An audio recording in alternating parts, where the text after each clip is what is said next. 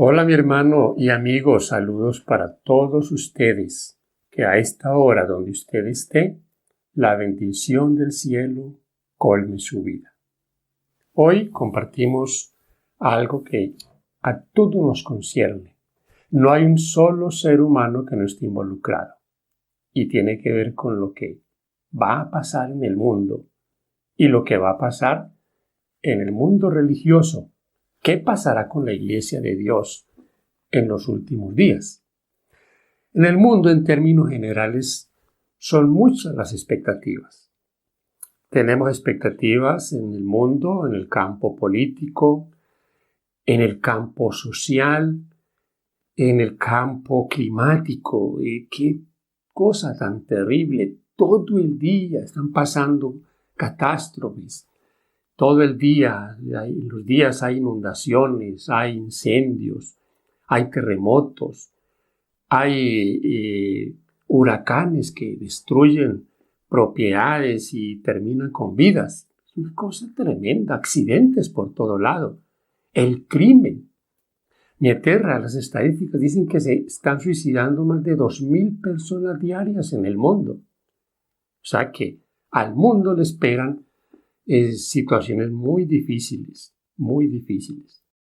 Pero como lo vamos a ver, Cristo dijo que todo esto era necesario. Y a veces nos preguntamos ¿por qué necesario?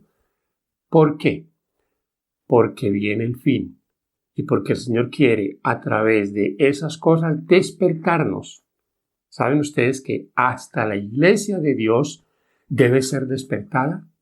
Parece estar en una situación confortable, donde como que no hay un compromiso, como que son pocos los que quieren comprometerse y se mueven haciendo algo por el maestro.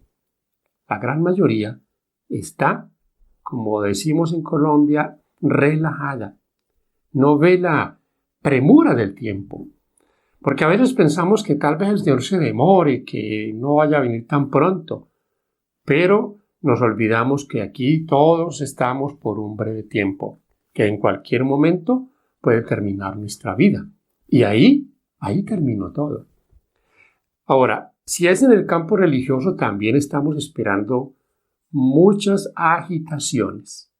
Créanlo que esta situación del asunto religioso, aunque ya hay en algunos lugares, restricciones, hay persecuciones. Hay hermanos en muchos lugares cristianos que están sufriendo persecuciones hasta muerte y cárcel. Es cierto que no es un asunto generalizado, pero vendrá esto en un momento donde todo el mundo va a estar involucrado. ¿Por qué? Porque cada ser humano va a tener que tomar una decisión. O está de un lado o está del otro. Ahora hay muchas alternativas. Iglesias, grupos religiosos por todas partes. Hay al escoger, hay para todos los gustos. Pero llegará el momento cuando habrá que decidir qué decisión es la que vamos a tomar. Ahora, ¿será malo el temor? ¿Tener temor será malo o será bueno?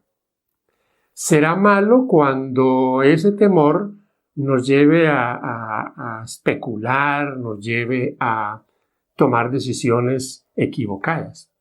El temor por lo que viene. Y a veces uno se pregunta que hay temor en el mundo, hay preocupación en el mundo, pero la mayoría está a la expectativa, no pasa nada.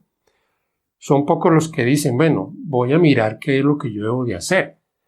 Que la Biblia da respuestas, vamos a buscar las respuestas en la Biblia y vamos a tomar las correcciones que hay que tomar.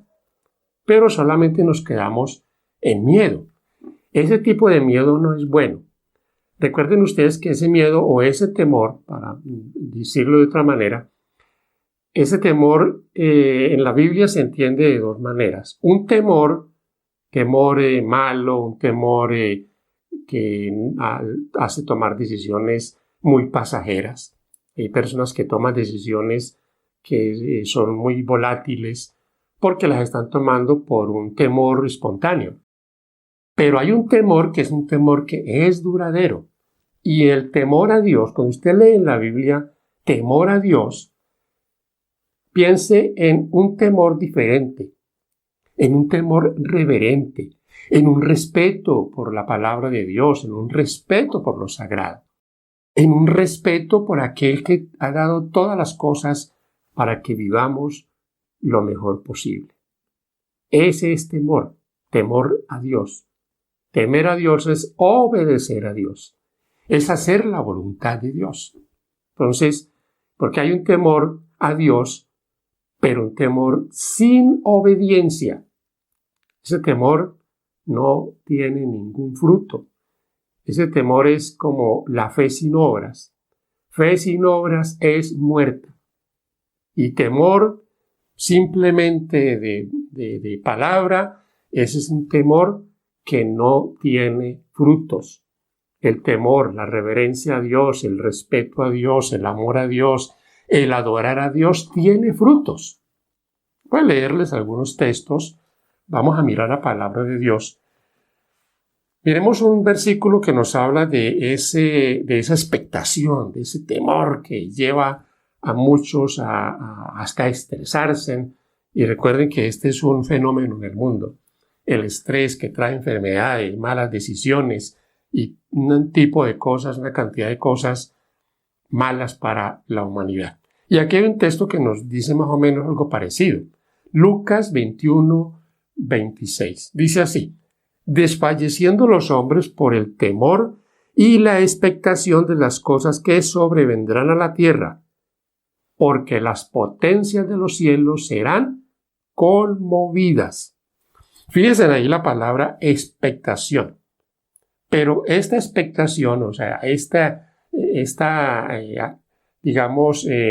expectativa, qué es lo que va a pasar, lleva a muchos a tener un desfallecimiento. Lo que hablábamos ahorita, de un estrés. Pero, debo repetir, no pasa de ahí. Mi hermano y amigo, tenemos que dar el paso. El paso es ir a la palabra de Dios. Ir a buscar las respuestas con sinceridad, con el anhelo de encontrar ese camino que el Señor quiere que todos emprendamos. Muchos están mirando al cielo, piensan que algo grande va a suceder. Hay mucha gente en el mundo con esas expectativas y con sinceridad en su corazón. Porque hay otros que solo les interesa la controversia y van a la Biblia pero a buscar errores, a buscar cómo denigrar de ella, cómo sembrar más dudas, más cizaña. Eso no es sinceridad. Eso ya es un espíritu del enemigo que lleva a muchos a causar más bien estorbo para otros. Mientras unos buscan respuestas con sinceridad, otros lo hacen con mala intención, guiados por el enemigo. Entonces, es interesante esto, ¿no? Interesante que lo que está pasando en el mundo no es gratuito. Y lo que va a pasar. Pareciera que fuera algo, digamos, negativo, digamos que a veces vemos mucho amarillismo, cualquier cosa que pasa la forman en tremendo alboroto. Y algunos usan eso para llamar la atención, porque también queremos como ese tipo de cosas, ¿no? Noticias nuevas, noticias extravagantes, algo que me sacuda. Porque nos estamos acostumbrando siempre como a eso, como a lo malo. Entonces, no debemos emplear este amarillismo, pero tenemos que ser realistas. Para el mundo, en todos los campos, no vienen cosas buenas. No vienen cosas buenas. Vienen situaciones muy complicadas. Vamos a leerlo en la palabra de Dios. Vamos a leerlo y vamos a ver que Dios nos está llamando a que le busquemos de todo corazón, a que entendamos que debemos entregar nuestra vida a Cristo. Voy a leerles dos pasajes, uno de Deuteronomio y vamos a ir al Evangelio de Marcos para que miremos allí unas cosas bien interesantes en este Evangelio ¿Qué dijo el Señor allí sobre las señales del fin? ¿Qué es lo que va a pasar? Y vamos a ver cómo el Señor ocupa un buen tiempo en el aspecto religioso. ¿Qué es lo que va a pasar? Y se preguntaría usted por qué el Señor le dedicó tanto tiempo a eso. Porque es que todo gira en torno a eso. Todo gira ahí.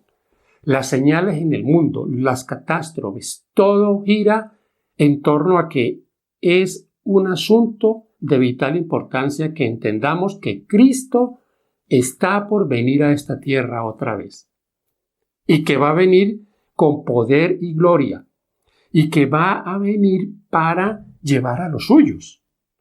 Esa es la expectativa. Mire, si hablamos de las señales del fin y de las catástrofes en el mundo, les voy a dar les voy a recordar algo. Todo el mundo cristiano evangélico está esperando que el Señor venga y los rapte, que se los lleve en secreto. ¿Cuál es el propósito de eso? El propósito más resaltante de eso es que Cristo se los va a llevar para que no pasen por tribulación. Porque ellos saben, ellos lo han leído, habrá tribulación en el mundo. Habrá toda clase de catástrofes y toda clase de desórdenes. Entonces, porque según ellos, la iglesia no va a pasar por ese evento, no va a sufrir, van a ser raptados. Entonces, noten ustedes cómo Satanás lleva a las personas a buscar una salida humana. ¿Qué tendría la iglesia, digamos, de este tiempo de especial para que tenga que ser raptada porque no puede sufrir? Si al contrario, esa será la prueba de fuego para todo cristiano. Al irse, pues, supuestamente la iglesia, ¿quién va a predicar? ¿A quién le van a dejar la tarea de predicar en ese evento a aquellos que van a quedar aquí? No, mi hermano querido, es la iglesia la que terminará la obra. La iglesia estará en el mundo hasta el último momento, hasta el momento en que el Señor cierre el tiempo de gracia y todo haya terminado. Voy a Deuteronomio. Comparto con ustedes aquí en Deuteronomio, en el capítulo 10, dos textos que tienen que ver con algo para nosotros hoy. Dice allí, ahora pues Israel. Ahora piensa en Israel, no en Israel literal. Piensa en que nosotros formamos parte del Israel espiritual de Dios. Porque piensan que Israel hoy, hay dos Israeles, Israel literal y el Israel de Dios o un pueblo o una iglesia. Y que Dios está trabajando por separado con ambos. Eso es mentira. Eso es una mentira diabólica. Es el mismo Israel. Hoy tenemos, dice Pablo, en Romanos, en Gálatas, un Israel espiritual. Ya no hay judío ni griego, todos formamos parte de un cuerpo en Cristo. El judío hoy, el israelita hoy que se quiera salvar, la puerta está abierta a través de Jesucristo. No hay otra forma de salvarse, a través de Cristo, para toda la raza humana. Y habrá un Israel en el mundo. Entonces, oye Israel, está diciendo el Señor a ese pueblo y nos está diciendo a nosotros hoy. ¿Qué pide Jehová de ti? Sino que temas a Jehová tu Dios, que andes en sus caminos y que lo ames y sirvas a Jehová tu Dios con todo tu corazón y con toda tu alma.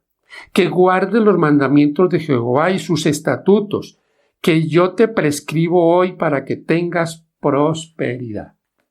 Interesante que es el llamado del Señor y, como les decía, a que lo reverenciemos, a que le temamos, es que a que buscamos su palabra, a que hagamos lo que debemos hacer en cuanto a buscar cada día de Dios y buscar ese acercamiento, esa relación. Recuerden que es una relación de intimidad con el Señor. Y esa intimidad solo la podemos conseguir cada uno en nuestro encuentro personal con el Señor. No habrá nada que sea transferible. Nadie nos va a transferir consagración. No habrá transferencia de espiritualidad de uno al otro, así tampoco de un momento a otro. Así que cada uno tendrá que velar por lo suyo propio. Voy ahora para Marcos capítulo 13. Vamos a ver aquí algunos asuntos bien interesantes. Les invito para que estén conmigo en esta porción de la palabra de Dios. El Señor Jesús emplea una gran porción de este capítulo, que este es el capítulo relacionado con Mateo 24. Es la misma sección que Marcos toma aquí y nos hace referencia a ella. Pero aquí hay dos cosas bien interesantes. Del 1 al 6, asuntos que tienen que ver con lo religioso. La destrucción de Jerusalén, todos esos acontecimientos que le relata a los discípulos a la pregunta de ellos, bueno, ¿cuándo son estas cosas? Recuerden que él les estaba hablando de la destrucción del templo y los acontecimientos que venían y de los asuntos del fin del mundo. En el 7 y en el 8 de Marcos 13, el Señor enfoca el asunto del mundo, los terremotos y todo lo que va a pasar. Y si miramos ahí solamente del 10 al 23, porque es casi todo el capítulo, encontramos que los asuntos aquí ya tienen que ver con los asuntos religiosos, las persecuciones, los problemas que vendrán para la iglesia de Dios en el mundo. Pero vamos a leerlo. Vamos a la palabra de Dios para que sea ella la que nos ilustre de tal manera que no sean mis palabras, sino lo que dice en la Biblia. Marcos 13.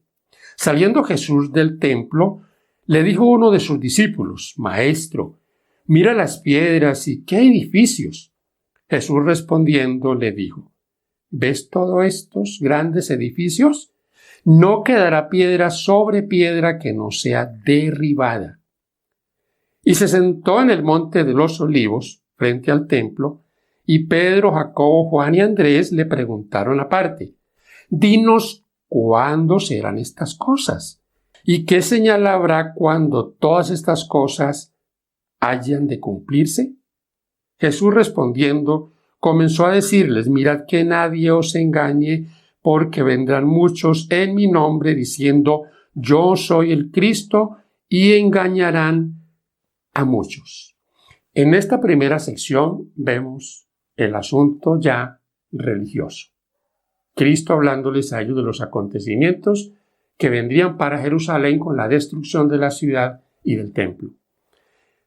Y aquí también les hace una advertencia. Miren que nadie los engañe. Miren que nadie los engañe. Así que esa es una advertencia importante para nosotros, porque el engaño está por todas partes. Y lastimosamente es como si la humanidad quisiera ser engañada. Ven el engaño.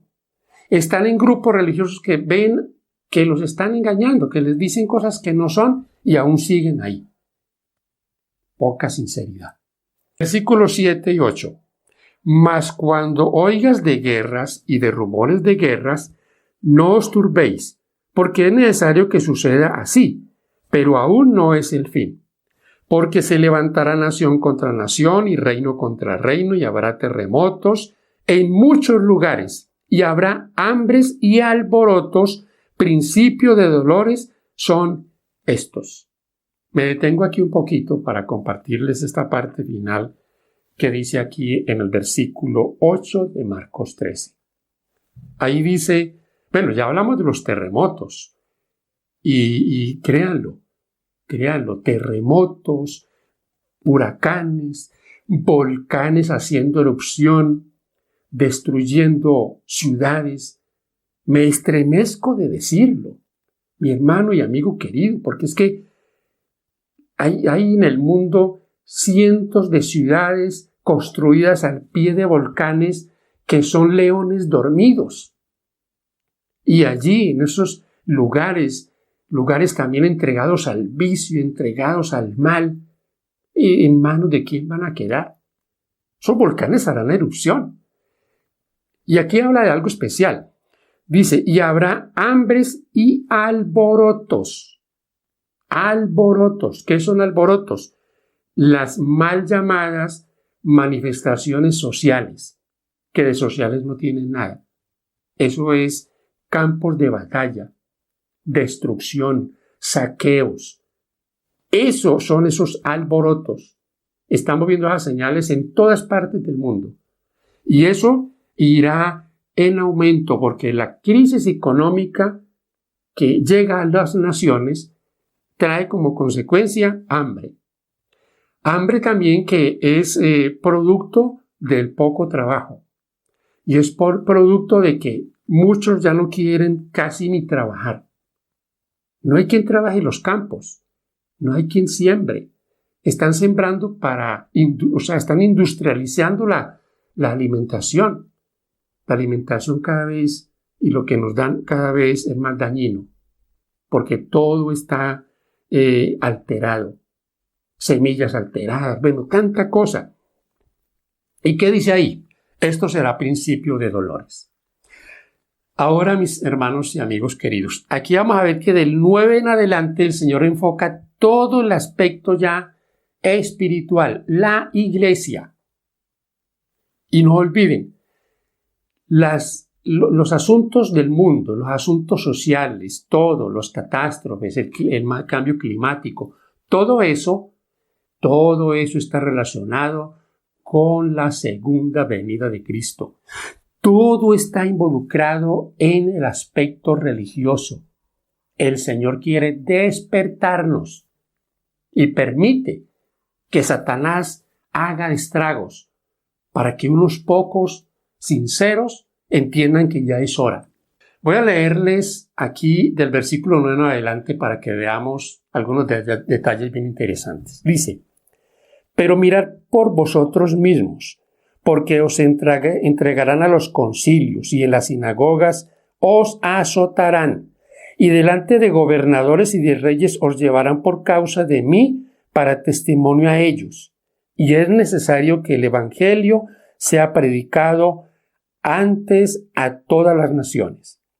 Pero cuando os trajeren para entregaros, no os preocupéis por lo que habéis de decir, ni lo que penséis, sino que lo que os fuere dado en aquella hora, eso hablad, porque no sois vosotros los que habláis, sino el Espíritu Santo. Y el hermano entregará la muerte al hermano, y el padre al hijo, y se levantarán los hijos contra los padres y los matarán. Y seréis aborrecidos de todos por causa de mi nombre, mas el que persevere hasta el fin, éste será salvo. Pero cuando veáis la abominación desoladora que habló el profeta Daniel, puesta donde no debe estar, el que lee entienda. Entonces los que estén en Judea huyan a los montes. Y el que esté en la azotea no descienda a la casa, ni entre para tomar algo de su casa. Y el que esté en el campo no vuelva atrás a tomar su capa. Mas hay de las que estén encintas y las que críen en aquellos días. Orad pues que vuestra huida no sea en invierno. Porque aquellos días serán de tribulación, cual nunca ha habido desde el principio de la creación que Dios creó hasta este tiempo, ni la habrá. Si el Señor no hubiese acortado aquellos días, nadie sería salvo, mas por causa de los escogidos que Él escogió, acortó aquellos días. Entonces, si alguno os dijere: mirad, aquí está el Cristo, o mirad, allí está, no lo creáis, porque se levantarán falsos cristos y falsos profetas, y harán señales y prodigios para engañar, si fuere posible, aún a los escogidos. Mas vosotros mirad, os lo he dicho todo antes. Siguen las señales de la venida del Señor. Pero me detengo aquí y les dejo la tarea de que ustedes terminen este capítulo y se den cuenta de algunos detalles que aquí hay. ¿Qué puedo yo decirle de esta parte? Es una parte bien interesante, mis hermanos queridos. Pero esto lo va a mover solo una cosa. Esto lo va a mover la predicación del Evangelio.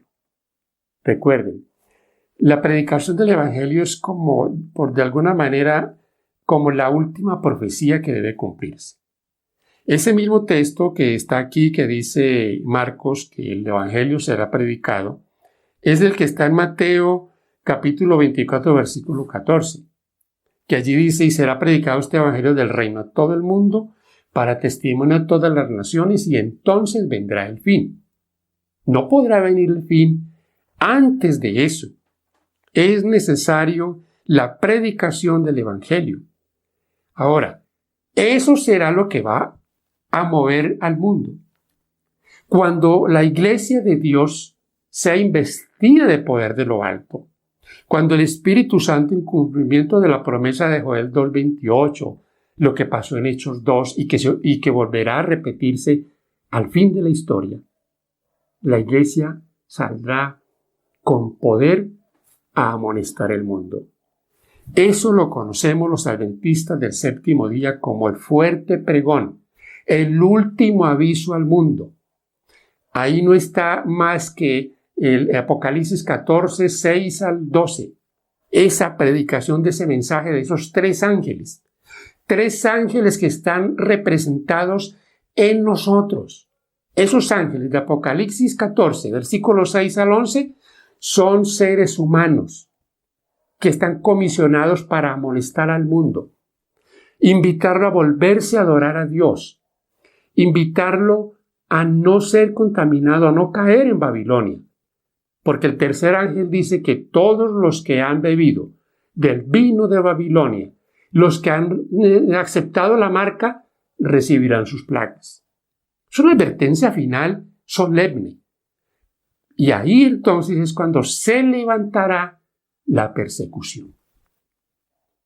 ¿Por qué la iglesia hoy está gozando de las mieles de la libertad religiosa, de las mieles de que es felicitada, que los gobernadores, que los presidentes la felicitan por la buena labor, porque tan bueno, qué bueno para la sociedad? Sí, muy bueno para la sociedad, pero esta sociedad necesita algo más. Esta sociedad necesita que se le predique, que se amoneste. Son millones y millones los que no conocen de Jesús, por más iglesias que hayan. Y millones los que han recibido un evangelio tergiversado, un evangelio engañoso, un evangelio sin compromiso, un evangelio donde se pisotea la ley de Dios, donde se les invita a rechazar esa ley. El mundo necesita conocer eso. Pero, lastimosamente, también es lamentable porque el grupo que lo va a rechazar, que rechazará el mensaje, será mucho mayor. Y ese grupo va a perseguir. Y les doy unos detalles aquí adicionales, hermanos. A veces pensamos que el que va a perseguir es el que no conoce de Dios. Que el que va a perseguir es el ateo, el mundano, el que no quiere saber nada de Dios. No. El que va a perseguir es el mismo mundo religioso. De alguna manera, para que lo entendamos, Caín se volverá a levantar contra su hermano Abel. Ese conflicto entre Caín y Abel fue religioso. Y el conflicto final será por la adoración. Los que adoran y cómo adoran. Recuerden, al final del tiempo, solo dos grupos. Los que adoran a Dios, los que reverencian a Dios, los que respetan su palabra, sus mandamientos, los que tienen el sello de Dios y los que tienen la marca de la bestia. ¿De qué lado nosotros querremos estar? Finalizo esta exposición con ustedes contándoles una historia. Y esta historia nos ilustra lo que es, lo que va a ser el tener que tomar decisiones por nosotros mismos, porque tendremos que tomar decisiones. Y es interesante que esas decisiones tengan que ver con de qué lado estamos. Esta es una historia de algo que sucedió por allá por el año 1978. Se las voy a contar y saquemos de esto una reflexión. En una iglesia clandestina en la Unión Soviética en 1978 cantaban una canción para Jesús cuando los soldados entraron con rifles en las manos. El culto fue interrumpido inmediatamente por los soldados del ejército soviético, que invadieron el lugar de la reunión con toda ferocidad. Nadie sabía cómo habían localizado esa iglesia clandestina, que se reunía en el mismo lugar hace mucho tiempo. ¿Qué están haciendo aquí?, gritaron. ¿Están adorando a su Dios imaginario? Los miembros de la iglesia se asustaron, pensando que probablemente habría más soldados armados esperando fuera para que los llevara a prisión. Pero lo que iba a pasar era mucho peor que simplemente ser arrestado. De repente, el soldado al mando gritó: todos aquellos que son fieles a Dios permanezcan en el lado derecho de la iglesia, porque serán fusilados por su fe. Ustedes deciden si van a morir o no. Los fieles a ese llamado Dios morirán, pero los que lo nieguen saldrán libres 5 minutos antes. Todos cantaban alabanzas a Dios, pero ahora eran cuestión de vida o muerte. Muchos se levantaron y se fueron a la izquierda. Unos pocos valientemente se pusieron a la derecha, mientras hacían rápidamente sus últimas oraciones. Familias separadas querían estar unidas, pero algunos estaban de un lado y otros del otro. Uno de los soldados dijo: ustedes en el lado izquierdo pueden salir. Dejaron el lugar sin poder mirar en la cara a sus hermanos y parientes que pronto morirían. Estaban avergonzados de ellos. Cuando solo los de la derecha se quedaron, los soldados pusieron sus armas en los asientos y les dijeron: nosotros también somos cristianos, pero queríamos adorar a Dios sin los hipócritas. Ahora sigamos el culto. Hoy todos se parecen mucho. Cada día es más difícil diferenciar cristianos reales de simples réplicas. Convertidos y convencidos se mezclan entre la multitud, pero está llegando la hora de la verdad, y quien no sea de verdad no va a soportar la verdad. Mis hermanos y amigos, esta fue una posiblemente broma que alguna vez hayamos vivido, pero un día no será una broma, no será una prueba allí para ver quién está del lado de Dios o quién no. Será una decisión de vida o de muerte. Y hoy, aunque no estamos siendo perseguidos, debemos tomar esas decisiones. Podemos estar en la iglesia, podemos ser creyentes, leer la Biblia, pero ser superficiales, no estar comprometidos. Debemos comprometernos, debemos tener identidad. Que Dios te bendiga. Me gustaría que usted nos apoyara dándole un me gusta y compartiendo con otros el mensaje. Que Dios te bendiga.